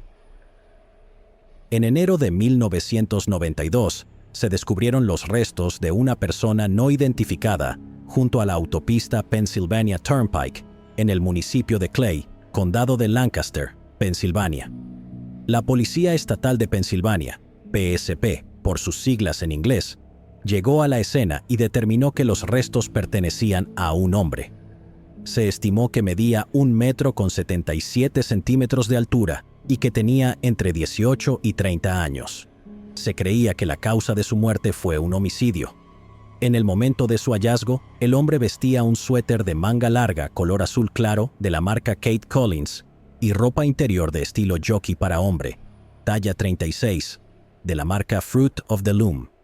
El hombre también tenía una cicatriz en el pecho de una herida de bala previa que había sanado. En abril del 2017, los detalles del caso se ingresaron en el Sistema Nacional de Personas Desaparecidas y No Identificadas. A pesar de los extensos esfuerzos de los investigadores para identificar al hombre, no se encontraron coincidencias, y el caso se enfrió debido a la falta de pistas viables. En 2022, la Policía Estatal de Pensilvania envió evidencia forense a Othram. Los científicos de Othram desarrollaron con éxito un extracto de ADN a partir de la evidencia forense y utilizaron la secuenciación del genoma de grado forense para construir un perfil de ADN completo del hombre desconocido. Después de completar con éxito el proceso, el perfil de ADN fue entregado a un analista de la PSP, quien realizó el trabajo necesario para generar nuevas pistas investigativas en el caso. Se llevó a cabo una investigación de seguimiento utilizando las nuevas pistas, lo que llevó a los investigadores a posibles familiares del hombre. Esta investigación condujo a la identificación positiva del hombre, quien ahora se sabe que es Derek Michael Mason. Derek fue visto por última vez saliendo de su casa en la cuadra 500 de la calle South 39 en West Philadelphia, en octubre de 1991. Derek era conocido en el área por los apodos Hawkeye y Hawk. Nunca fue reportado como desaparecido. Cualquier persona con información sobre el homicidio de Derek Mason debe contactar al agente Brian McNally de la PSP de Lancaster al 717-290-1967. El servicio de pistas de la PSP ofrece una recompensa de $2,000 por cualquier información que conduzca a un arresto en este caso. Llegados aquí, ¿acaso no has visto este otro crimen? Yo no me lo perdería,